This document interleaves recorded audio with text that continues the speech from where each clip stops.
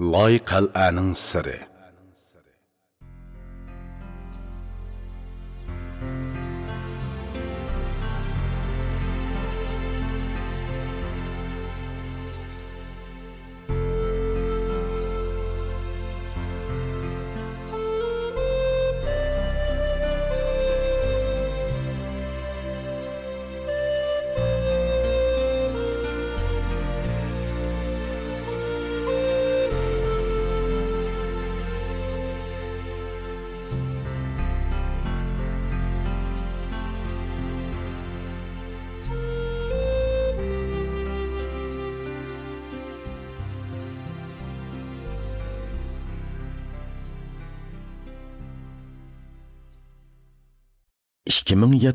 Yılı Rusiyanın arxeologiya sahasidagi eng cho'ng xabar Porbajin Laydin yasalgan qal'a to'g'risidagi xabar bo'ldi.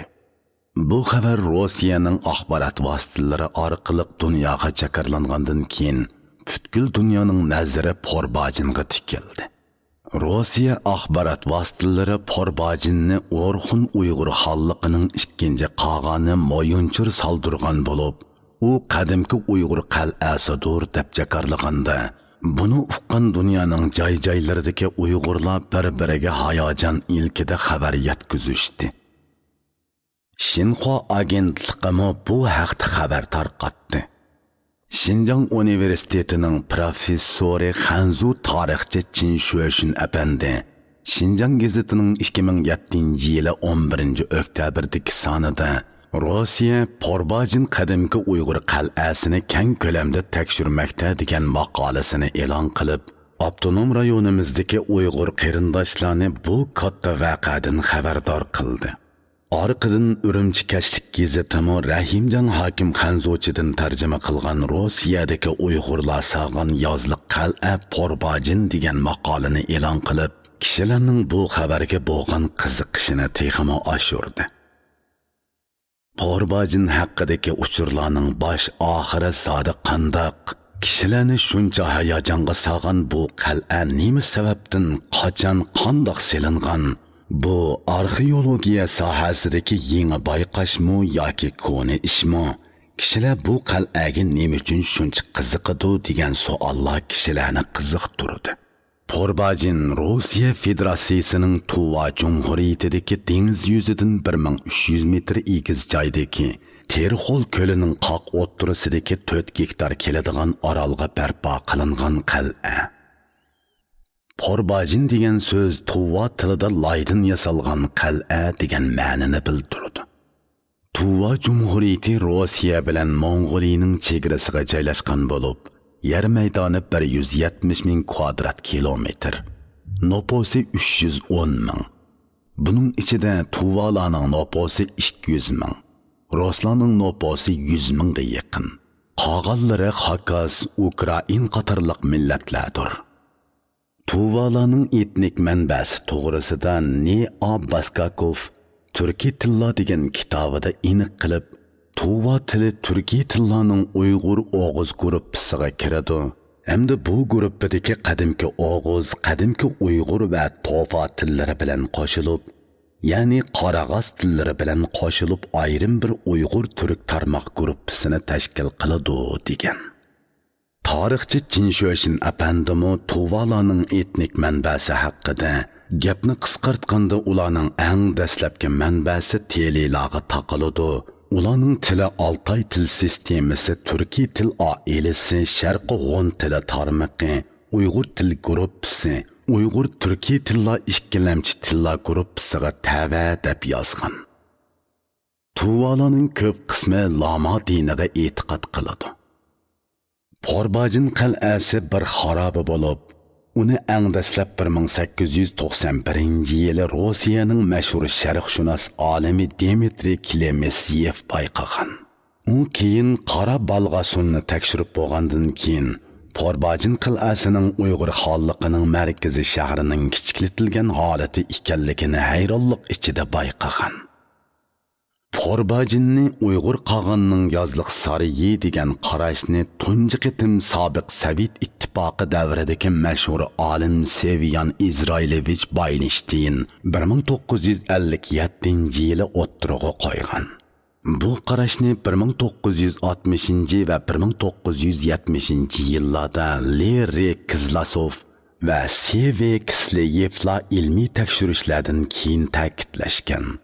Tuva Cumhuriyetining ayol rahbari Tamara Mashalovna Norbi o'zining kitobida Porbajin qal'asining Uyg'ur qog'onning saroy sepiri ekanligini aniq ko'rsatgan. Ammo boshqacha qarashdagi tadqiqotchilarmi bo'lgan. Ularning ko'pinchisi Uyg'ur qog'onning qal'asi deb bekitishga pokit yetarlik emas deb qarashgan. Shundaqdimi Rossiya olimlari bu qal'aning arxeologiyalik qimmatiga qilch sal qaramagan. 1995-yili Rossiya Federatsiyasining Zongtungi Boris Yeltsin Porbajinni davlat darajalik tarixiy va madaniyat merosi deb qaror chiqargan. Bu Porbajin qal'asining har jihatdan naqadar yuqori qimmatga ega ekanligini bildiradi.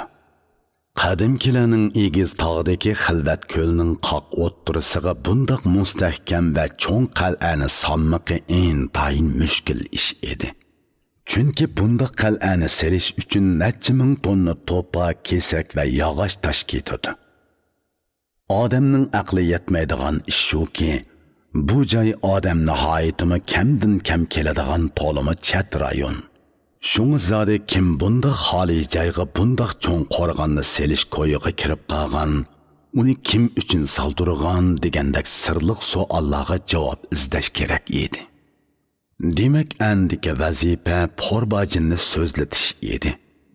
19-asrda yashagan Rus yozuvchisi Gogol har qanday xalqning o'tmishi to'g'riliq, hikoya, afsona cho'chaklarni unutilganda ular to'g'riliq shu xalqqa taalluq binokorlik va boshqa moddiy buyumlar ko'plab uchrayat ko'zatu deb ko'rsatgan edi.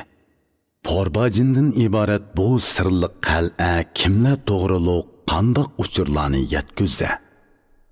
Bu sirliq tepishmoqni yeshish 1000 yildan ortiq uyquda yotgan Porbajin xarobasini so'zlatish uchun Rossiya hukumati 2007-yili atiyazda maxsus tarbiyalangan 600 nafar studentdan tashkillangan necha 10 tonglik arxeolog, geolog, arxitektor va ekspeditsiyachi bosh bo'lgan zo'r tekshirish atratini Tuva Cumhuriyetiga avatishni qaror qildi. Bu zo'r qo'shin 1000 yildan oshgan tarixiy sir yoshiringan Terexol ko'li bo'yiga chedir tikib, 4 oyga so'zilgan inchik tekshirishni boshlagan. Tekshirish atratidagilar 4 oyga so'zilgan atrofliq inchik tekshirish, tepilmalarni tadqiq qilish, sungan sapallarni bir-biriga zerikmay jepislash, qal'aning ulig'i asosan umumiy qurilmasini qiyosan turg'izish, moddiy buyumlarni turga ayirish, selishtirish va yil davrini bekitish qatorli xizmatlarni ishlash orqali oxir xelali ishonchli yakunga erishgan. Qidirib tekshirish atratidagilarning bu dastlabki yakunini Rossiya jiddiy ahvollar ministrligining Tuva millatidan bo'lgan ministri Sergey Shoygu muxbirlarga chaqirlab mundoq degan. Arxeologlarning xulosasiga qaraganda Porbajin qadimiy qal'asini qadimki Uyg'urlar sog'an. Hozir bu qal'aning asosi bo'liki qezib bo'lindi. Qog'oz yuzida yana qal'aning asli holati asliga keltirildi. Biz uzoqqa bormay bu joyni dunyoga echib etib Uyg'urlarni dunyoga tonitamiz. Tekshirishga qatnashgan olim mutaxassislarning dokladida mundoq deyilgan. Biz 4 oy tekshirish orqali Terexol ko'lining beshidan cho'ng tipdagi qabridan 100 nachchini topdik. Porbajin qal'asining arxitektoriyalik tuzilishi, loyiha pichilishining alohidaligini bekitib, qal'aning qog'oz yuzidagi modelini yasab chiqdik. Bu qal'aning shakli Jungoning Tang sulolasi zamonidagi poytaxti Chang'andagi o'rniga o'xshaydi ekan. Qal'aning asos qurilish bo'lagi odamga Budda dini ibodatxonalarini eslatadi. Qal'adan tepilgan bir tosh putukdan qadimki Uyg'urlarning yuqori darajalik mansabdori o'qishning imzosini topdik. Biz shu davrga oid tarixnomalar va putuklardagi xotiralarga asosan bu qal'ani Uyg'ur xalqining qog'oni Moyunchur xotuni Ningo malika uchun saldirgan bo'lishi ehtimol deb qaradik. Arxeologik tekshirish xizmati utuqliq bo'lib, zo'r unum qozongandan keyin Rossiya Federatsiyasining Zongtongi Vladimir Putin 2007-yili 8-oyning 13-kuni Rossiyaga ziyoratga kelgan Monaco davlatining shahzodasi Albert II bilan Tuva Cumhuriyetining markazi Qizil shahriga berib, u yerdan tik uchar aeroplanga almashib Porbajin qal'asi xarobasi qazilayotgan Terexol ko'liga borgan ham xaroba izini ko'zdan kechirgan. Putin muxbirlarga bu Rossiya tarixidagi ko'lami zo'r tekshirish turi, Porbajin qadimgi Uyg'urlar sog'an qal'a deb jakarlagandan keyin bu xabar kishilarning alohida diqqatini tortdi. Olimlar Porbajindan iborat bu laydan yasalgan qal'ani nima uchun Uyg'ur xalqining ikkinchi avlod xoqoni Moyunchurning buyrug'i bilan qurilgan deb qarashadi. Buning siri Ningo malika bilan munosabatlik albatta. Ningo malik kim? U qandoqsigi Moyunchur qog'onga xotun bo'lib qolgan? Bu savollarga beriladigan javob Porbajindan iborat bu loy qal'aning sirini yeshib beradi. Moyunchur qog'on, ya'ni Bayanchur qog'on, Orxun Uyg'ur xalqining ikkinchi avlod qog'oni bo'lib, dadasi Qutlug' Belgi qog'on olamdan o'tgandan keyin 747-yili qog'onlik taxtiga chiqqan. Jasur hayvisi olamga taralgan Belgi qog'on Moyunchur ham Botur ham Chivar qo'mondan bo'lib, yangi qurilgan Orxun Uyg'ur xalqining asosini mustahkamlash uchun Gobi cho'lliki va Mo'ng'ul yayloqlarini zilzilaga keltirgan otli qo'shin tashkillagan. Uzoq so'zilgan shiddatli urushlar orqali atrofidagi dushmanlarni bo'ysundirib, xalqning territoriyasini ilgiriki Hun va Turk imperiyalarining zamini doirasiga kengaytgan. Rus tarixchisi Kelyash Dorni Moyunchur nurg'un qavmni atoq dingi bilan mag'lub qilgan edi deb yozgan. Qirg'iz tarixchi Anvar Baytur apandi o'z kitobiga Tongnoma Uyg'urlardan olgan naqlda ular kelgan chaqda har qanday odamni titrak bosatdi deyilgan. Bundoq bo'lishida Uyg'ur qo'shinlari ayni chaqda tangdoshsiz qo'shin edi. Moyunchur qog'onning o'zila Botur ham Chivar bo'lib qolmasdan, ayoli Elbelga xotunmi Botur ham farosatlik ayol edi. O'g'illari Toybilga tutuq yobg'u va edigan Moyuymi tangdish yo'q Boturlardan edi. Shuni Uyg'urlar Moyunchurni qora qog'on deb ulug'laydi. Umuman Moyunchur qog'on saltanat surgan mazgilda Uyg'ur xalqining kuch-qudrati va shon-shuhrati nihoyatda yuqori pallaga ko'tarilgan. Dal shu yillarda, ya'ni 750-yillarda Tang sulolasi misli ko'rilmagan parokandichiliklarga duch kelgan. 751-yili arablar bilan talasda bo'lgan O'rta Osiyoni talashish urushida Tang sulolasining Koreyan millatidan bo'lgan tangliq sarkardasi Gao Shanji qattiq mag'lub bo'lib, Tang sulolasi O'rta Osiyodan tamoman chekingan. Orqadilla, ya'ni 755-yili O'nglik so'ygun isyoni yuz berib, qalaymaqonchilikni chekiga yetkazgan. O'nglik asli Yingjuliq bo'lib, ya'ni Anlushan asli Yingjuliq bo'lib, dadasi G'oz, onasi Turk edi deyiladi.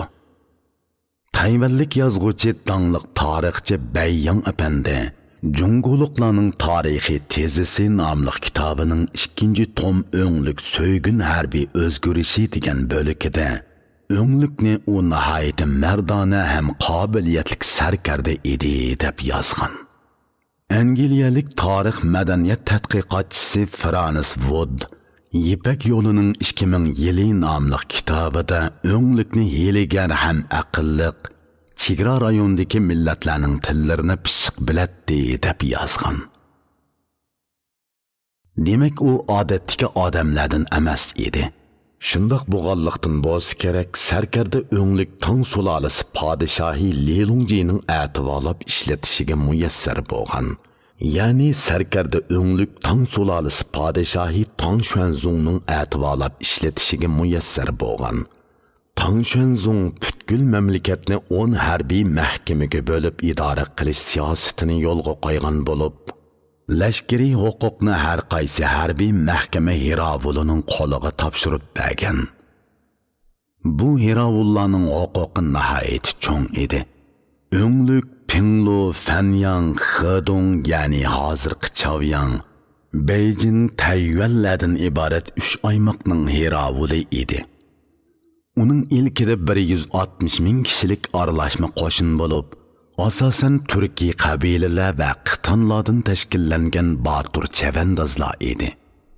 O'nglik harbiy ishlarda qobiliyatlik, mijozi cho'z, og'zi ishtik sarkarda edi.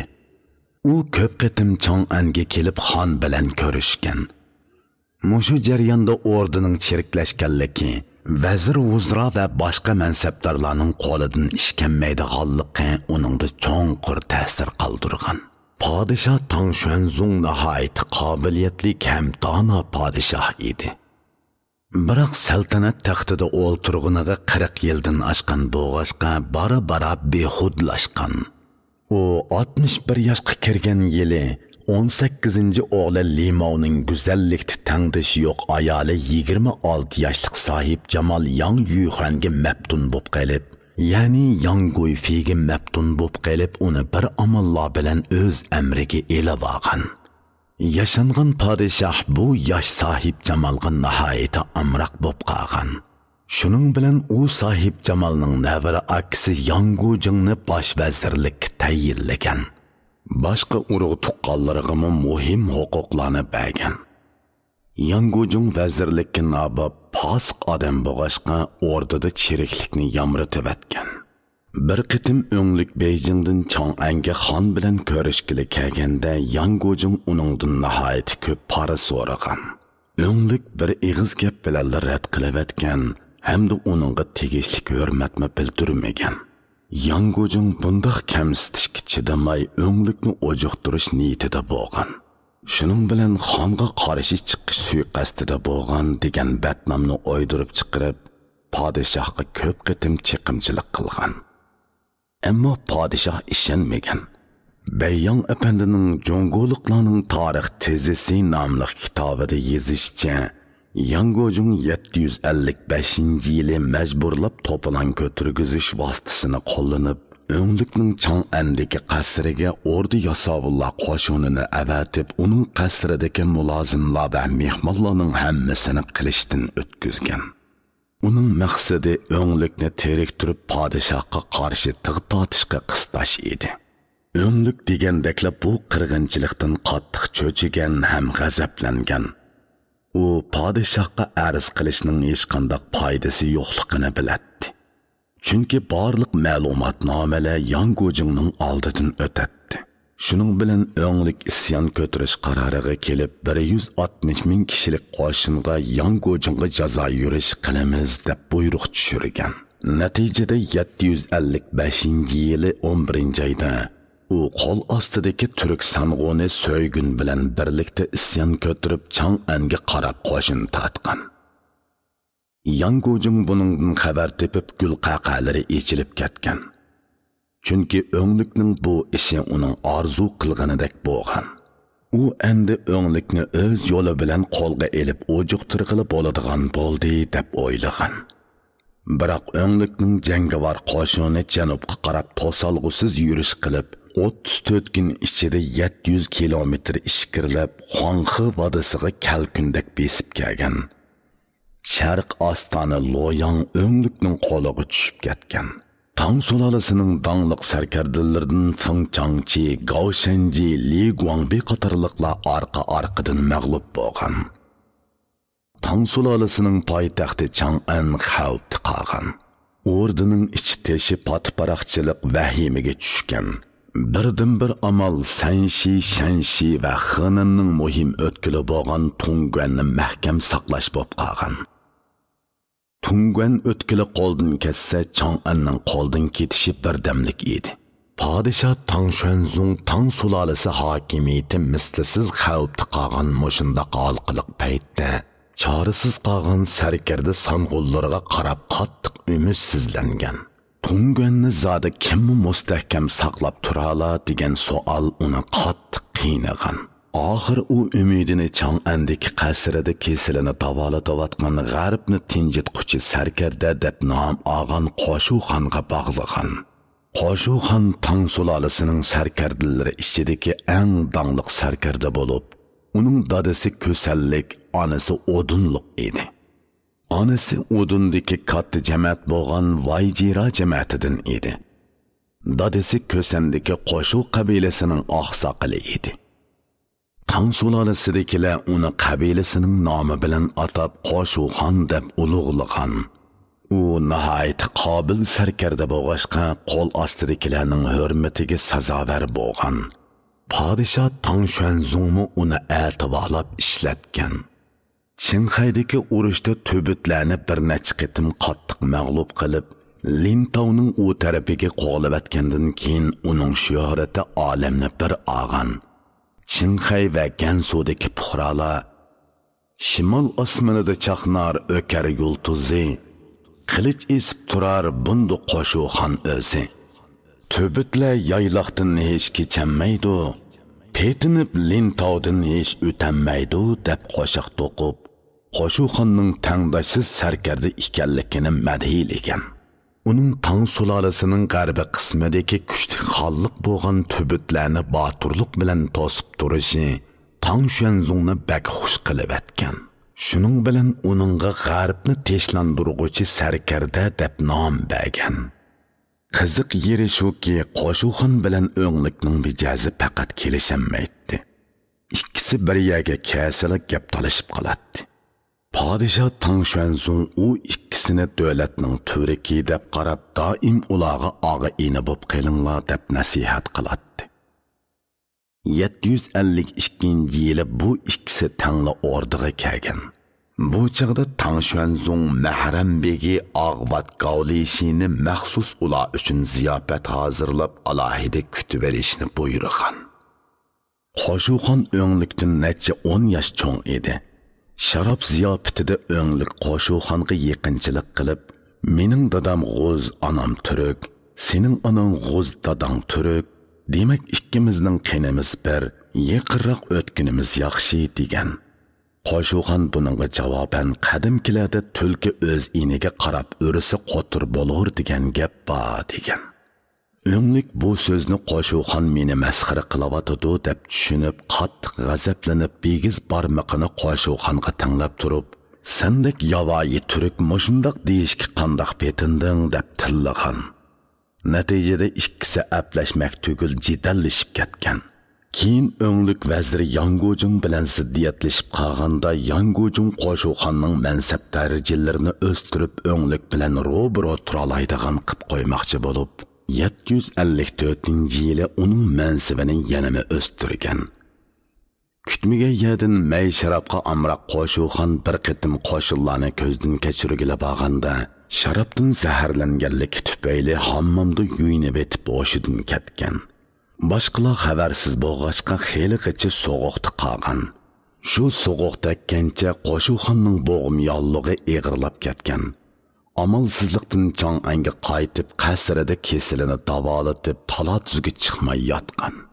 Dal shu mezgilda podshoh Tang Xuanzong Qo'shuxonga eng yuqori harbiy mansabni berib, 200 ming kishilik qo'shin bilan Tungvanni saqlashga buyurgan.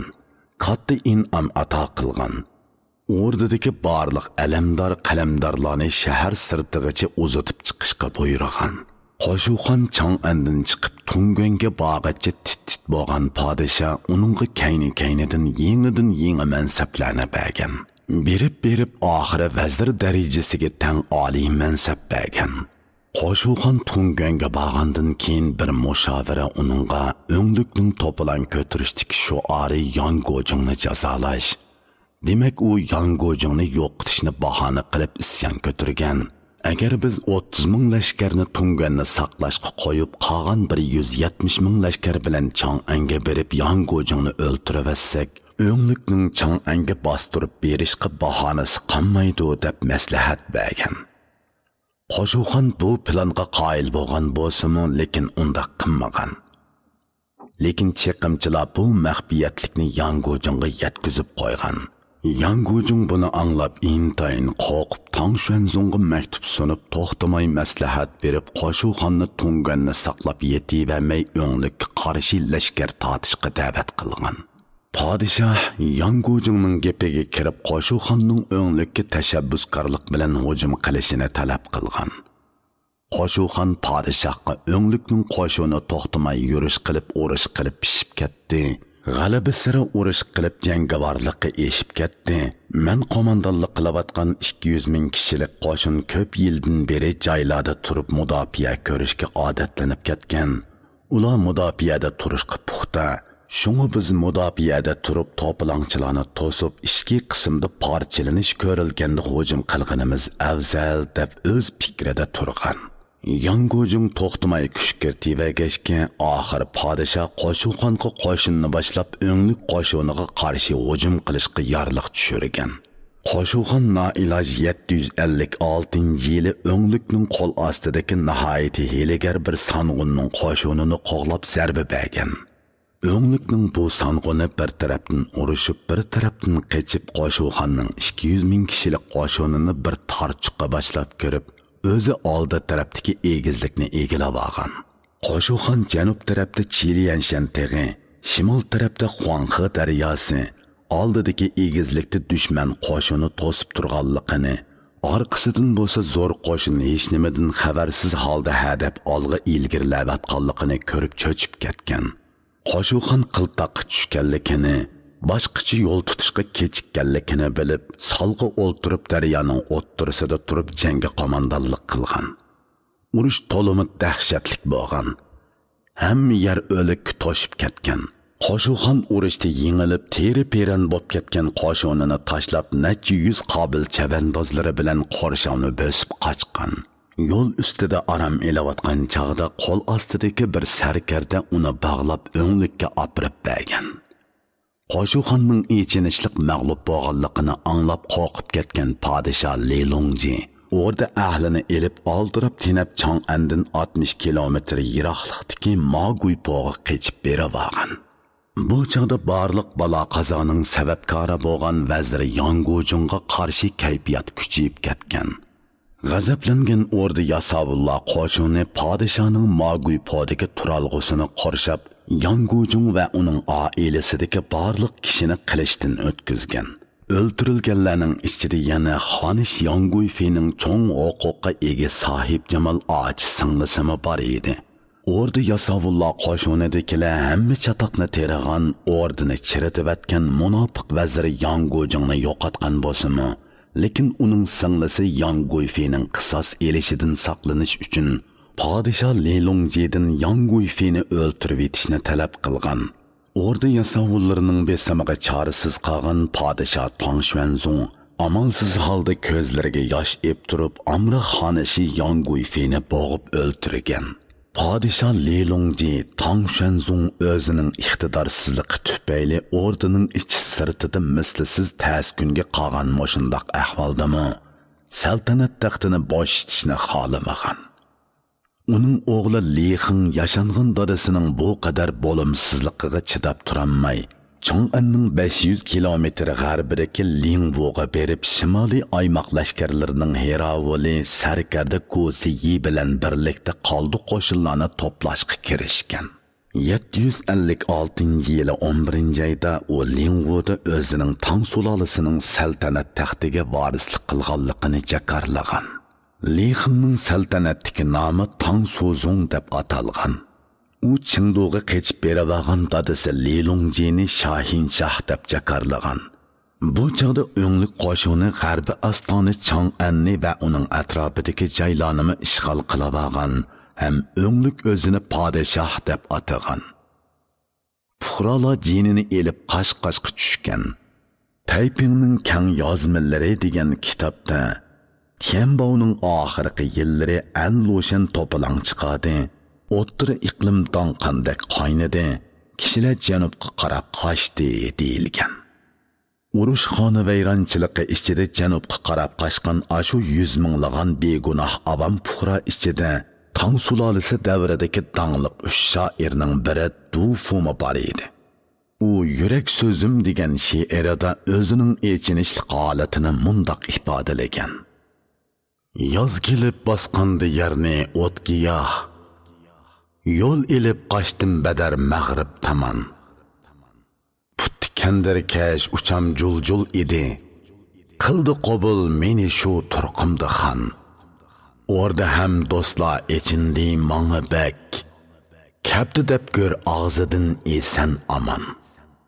Shoir Du Fu intayin xalqparvar ruhga va real amaliy masalalarga ko'ngil bo'ladigan ijodiyat xohishiga ega shoir bo'lish sifati bilan o'nglik so'ygun to'pilangining oldi kaynida shu chog'dagi tarixiy reallikni aks ettiradigan nurg'un she'r yozgan. Keyingilar Du Funing bu xildagi she'rlarini ta'riflab she'riy tarix deb atashgan. U Chang'an shahri qo'ldan ketgandan keyingi echinishli reallikni aks ettirgan makonsiz qolgandagi judolik, paloq urib Xanyanga berish degan she'rlarda mundoq misralarni yozgan. Tianbao yili o'nglik so'ygun g'avg'o payti, cho'ng kichiklar pitrab har yon qechib ketdi. Mahallimizda 100 uylikdan qolmay biri, bog'baringni xo'xi yantoq besib ketdi. Hayotlarning izdereki bo'lmay tugal, o'lganlarmu yer taxtida chirib ketdi. Qo'shunimiz jangda bo'lib teri peran, shu qochqancha qadamim o'z yurtga yetdi.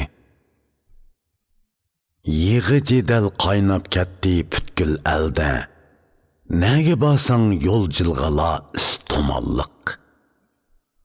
Tob jasadlar döve giyoh busluq, qon oqmagan yo tuzlang yo'q yo to'qayliq. Ne hayotliq qoldi bunda, hammasi ketdi uchib, uzatqili chiqmas barasi yotudu qo'rqib mükib. Qaldi kishnab o'ttira iqlimda rumlarning eti, qanch ko'z tiksang yiroqqa ko'rinmas giyohi cho'p.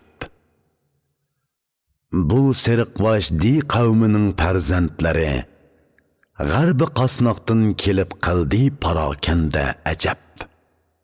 Ot minissa top bo'lib g'uy qilib o'tar uyan, agir yodin o'q uzar turar qilishlarni bilab. Qolmadi bu qishliqi 10 uyda bir mo yosh yigit, oqtiqan Chintov yerida suv bo'lib to'lqinlanib. Bepayon vada yatar timtoz yo'q jangdan derak, 40 ming lashkar bir kun ichida ketdi o'lib. Tang sulolasi ikki poytaxtidan ayrilib qo'shinlari teri-peran bo'lib, xalq xoni vayron kunga qilib, isyanchilarning otamini o'zini podshoh deb atavagan moshundoq sharoitda Tang sulolasi ismi bor jismi yo'q holga tushib qolgan. Uning ustiga Tang sulolasi eg'ir holda qolgan moshundoq paytda qo'shuqandan qutulgan tubitlar fursatparastlik qilib Gansu tarafdan hujum qilib zemin egilib olish ko'yiga kirgan.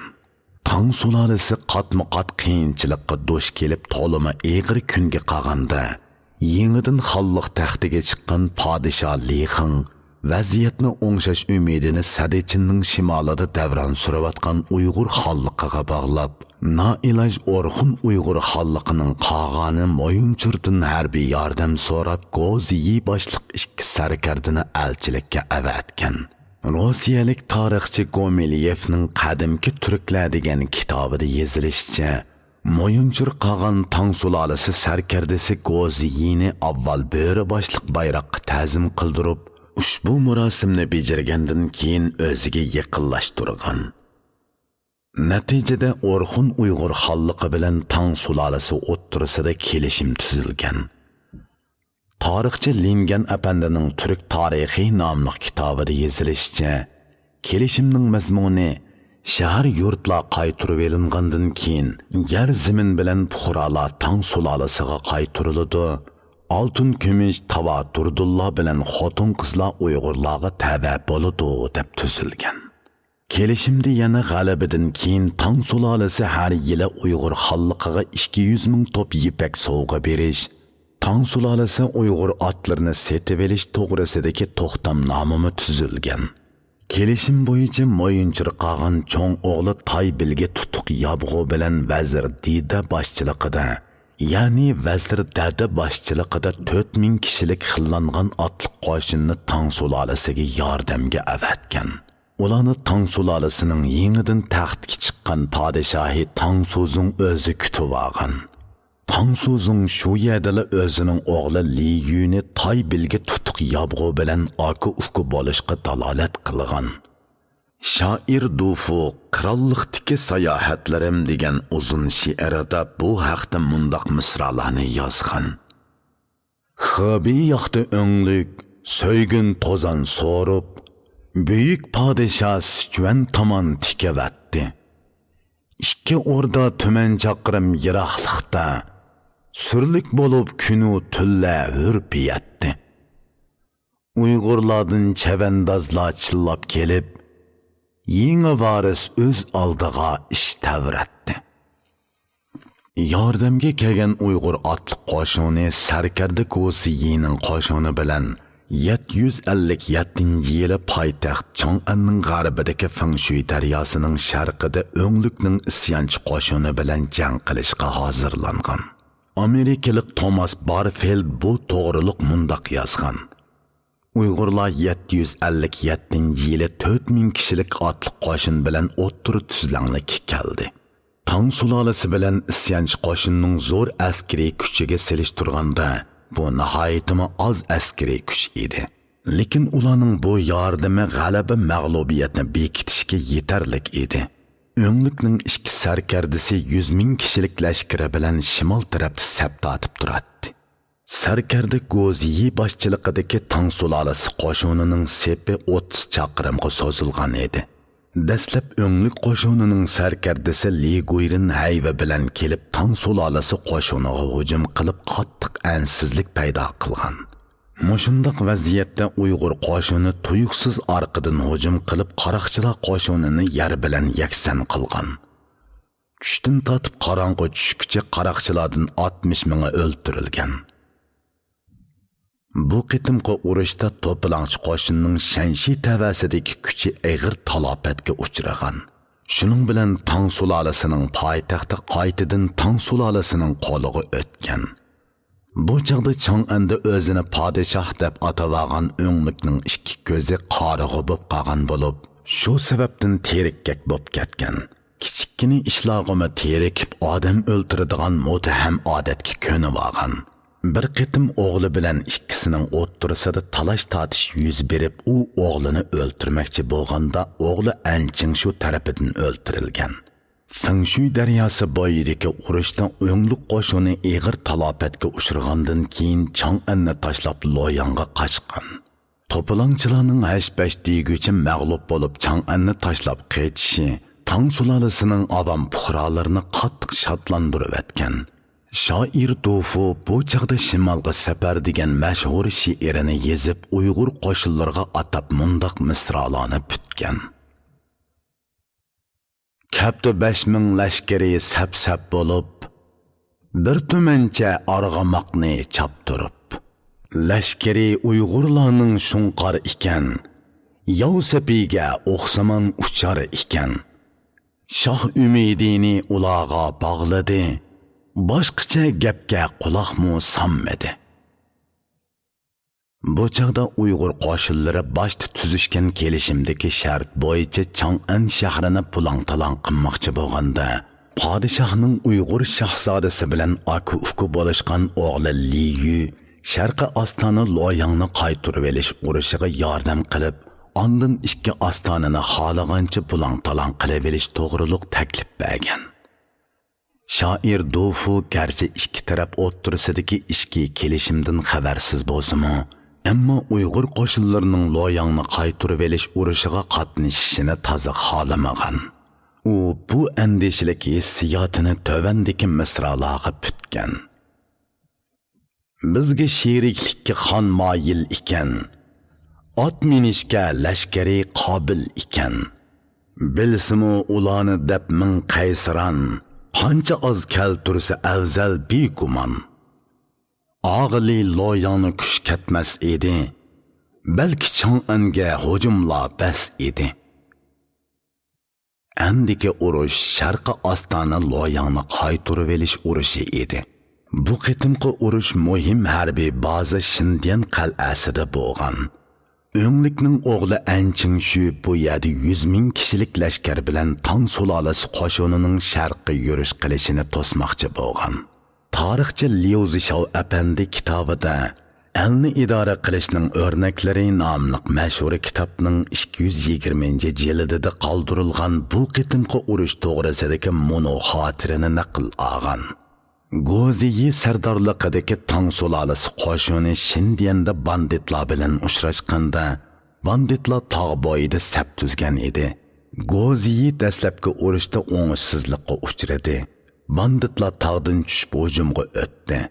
Uyg'urlar tog'ning janubidan banditlarning orqa tarafiga hujum qilib jahonni chang-to'zon qoplab ketgan ahvolda banditlarga qaratib yodin 10 chital o'q o'sgandan keyin banditlar vahimaga tushib Uyg'urlar keldi deb cho'qan selishib teri-peran bo'lib ketdi. Padişahlık qo'shin bilan Uyg'urlar banditlarni iskanjaga elib ularni ig'ir talafotga uchratdi. Düşman jasadlari butkul dalani qoplab ketdi.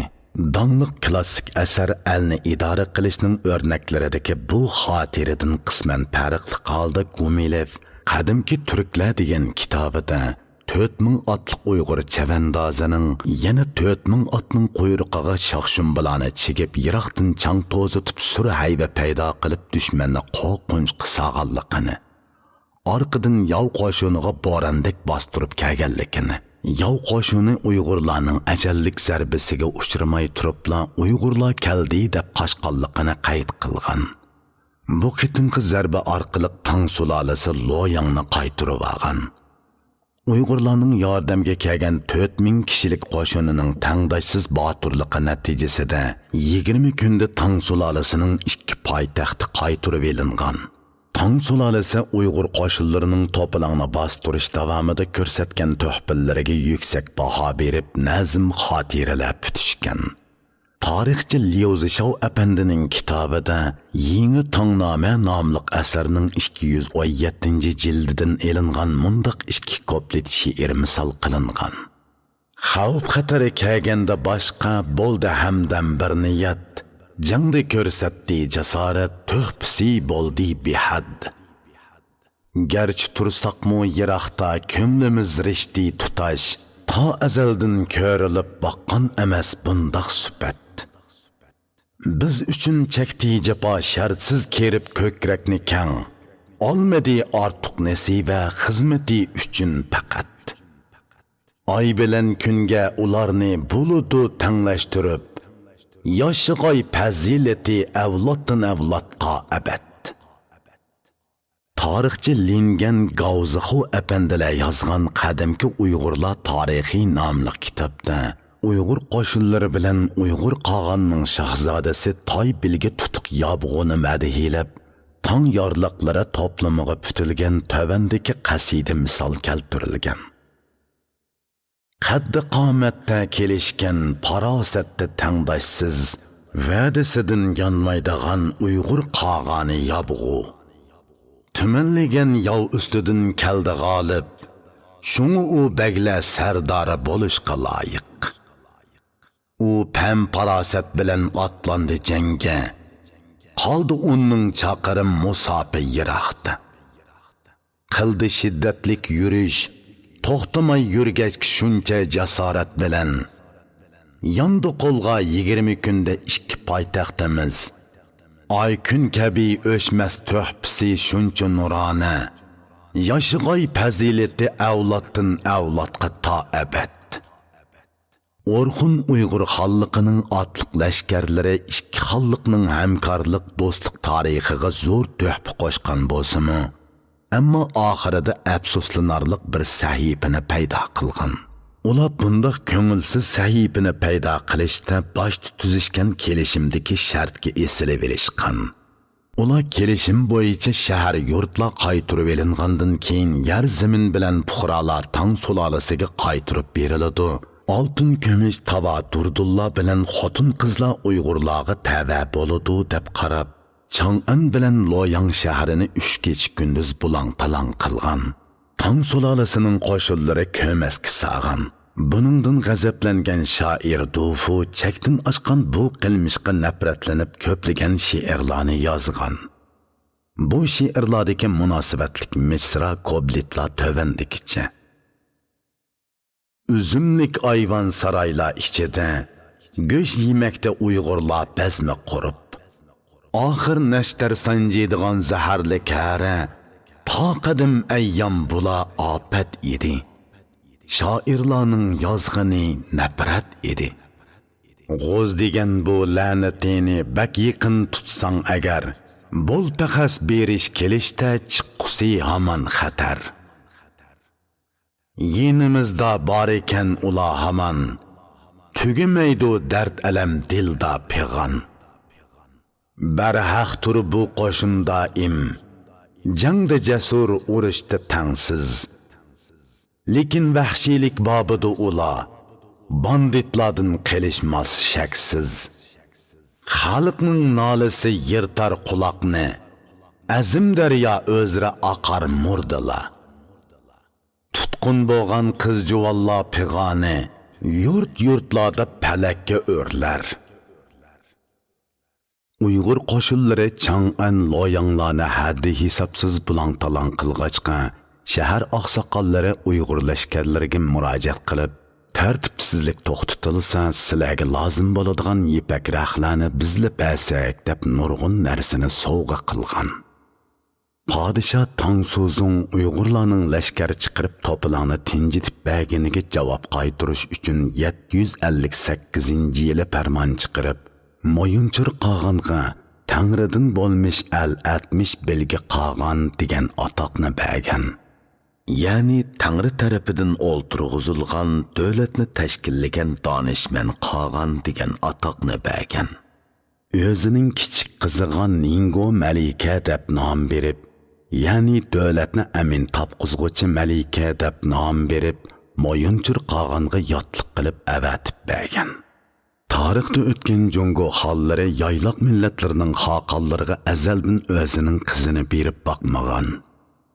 O'rdadagi kenizaklarni qizi o'rnida yotliq qilib kelgan. Ningo Malika yayloq xalqlariga yotliq qilingan tunji haqiqiy malika hisoblanadi. Padişah Ningo Malikaga qo'shib o'zining singlisini kichik Ningo Malika deb nom berib, Moyunchur qog'onning o'g'li, yordamchi qo'shinning sarkardasi Toy Bilga tutuq yabg'o'ga yotliq qilgan.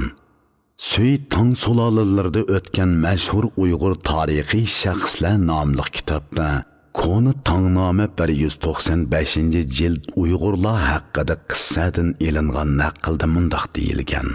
Padişah Tangsuzun ziyofatda Toy Bilga tutuq yabg'o'ni 100 dram madhiyalab, davlatimizda mushundaq zo'r ishning vujudga chiqishi butunlay sizlar Uyg'urlarning fidoilochi kuch qog'onliqinglardan bo'ldi. Uyg'ur yabg'o'si jafoliq sharoitda to'hfa yaratib qo'shni davlatni mardlik bilan saqlab qoldi. Aramizda hozirgacha bundaq ishni birov anglab boqqan emas. Uyg'ur yabg'o'si talantda tangdoshsiz, martabada eng ustun turg'usidir. Jahon buzilib yomonlik avj olgan, o'rta iqlim qo'limizdan ketish oldida turgan bir paytda xoqonimiz qo'shin tortib chiqib, pam farosat bilan yovuz dushmanlarni jazoladi. Birli g'ayrat bilan tuman chaqirimlab joylarni tozalab 20 kun ichida 2 poytaxtni qaytirib oldi deb ko'k ko'tirgan. Padişah Tangsuzun ularga qo'shib nurg'un zebo ziynat, tovar durdundan tikilgan har xil kiyim-kechak sovg'a qilgan. Navri inisi Li Yu bilan jiyani Li Shunni moyunchur qag'anғы nom berguchi elchi Ningo malikining to'y murosim begi qilib tayinlab Uyg'ur xalqiga avatgan. Elchilar o'miki safarga chiqqanda tolimi dag'dug'uluq uzatilgan.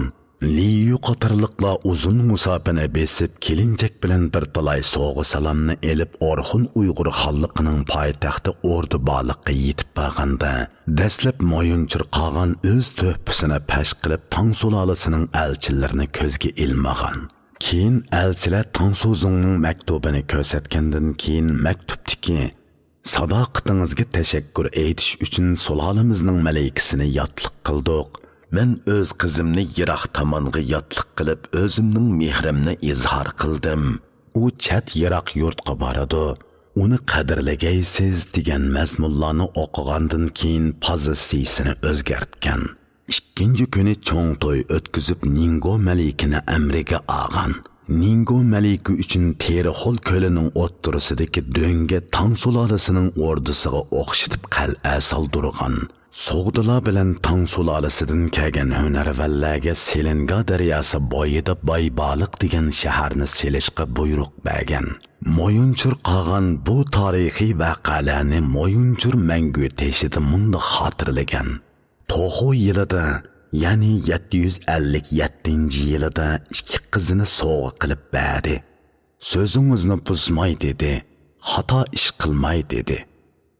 Soğdular ve tabğaçlarga Selenga daryosi bo'yida Baybaliqni saldirdim. Tang sulolasi halokat xarakterlik xavfga duch kelib harbiy kuchi mislsiz darajada ojizlab yotlarga taqobil turg'udak majoli qolmagan qiyin ahvolda qudratli harbiy kuchga ega Orxun Uyg'ur xalqi fursatparastlik qilib Tang sulolasining zaminlarini egallab olish qo'yida bo'lmasdan mardonalik bilan yordam qo'lini sunib Tang sulolasini yo'q qilish xavfidan qutqizib qolgan. Orxun Uyg'ur xalqining bundoq o'chmas to'hpisi ayni vaqtdagi nopuzli kitoblarga madhiyalar bilan putilib qolmasdan keyingi kunlarda bir qism tadqiqotchilarning asarlarida ko'kka ko'tarilib maqtalgan. Masalan, Bo'ri Totimi nomli dangliq asarning avtori Jangrong yuqorqi kitobning oxiridagi idrokiy izdinish degan bo'lakida mundaq yozgan. Biz Xanzular yayloq millatlarning butkul Junxo millatlariga qo'shgan ulug'vor to'hpisini to'liq tanishimiz va to'liq muayyanlashtirishimiz, yayloq bo'rilariga va yayloq millatlariga rahmat aytishimiz, ulardan o'rganishimiz kerak. Yayloqqa, yayloq bo'rilariga va yayloq odamlarga eng zo'r miqdorda qarz to'lashimiz kerak. Tang davlatiga amillik epkaguchi malikalar deb atalgan cho'ng kichik Ningo malikalar moyunchur ota balaga yotliq bo'lib Orxun Uyg'ur qag'anligiga kelgandan keyin bir yil bo'la bo'lmayla dada bilan o'g'il o'ttirisida eg'ir ziddiyat ko'rilib, moyunchur qag'an o'g'li Toy bilga tutuq yobg'uni noma'lum sabab tufayli jazolab o'ltirgan. O'zimi orqadilla u olamga safar qilgan. Moyunchur qag'anning ikkinchi o'g'li edigan Moyuy Bögü qag'an degan nom bilan 759-yili taxtga o'ltirib, 779-yilgacha 20 yil davron surgan.